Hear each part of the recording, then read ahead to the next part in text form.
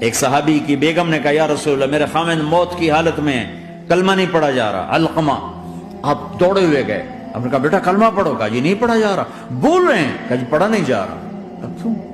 پھر آپ نے ایک دم کہا کوئی ماں باپ میں زندہ؟ کہا جی ماں۔ راضی ہے؟ کہا نہیں ناراض۔ بلاؤ۔ وہ آ گئی۔ آپ نے کہا علقمہ کی اماں بچے سے ناراض ہو؟ کہا جی ہاں۔ کیوں ناراض ہو؟ کہا جی اور کچھ نہیں، بہت نیک بچہ ہے، تہجد پڑھتا ہے، روزے رکھتا ہے، قرآن پڑھتا ہے، مجھ سے بدتمیز ہو کے بولتا ہے۔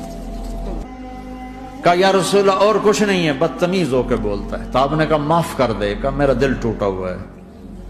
آپ نے کہا اچھا اگر میں اسے آگ لگاؤں پھر سفارش کرو گی، معاف کرو گی؟ کہا پھر تو کروں گی، اتنا تو میں نہیں سہ سکتی۔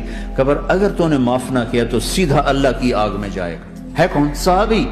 آپ نے کہا اچھا یا رسول اللہ میں معاف کرتی ہوں، میں معاف کرتی ہوں۔ تو آپ نے کہا بیٹا کہو لا الہ الا اللہ۔ تو اس کے کہا لا الہ الا اللہ اور جان نکل گئی۔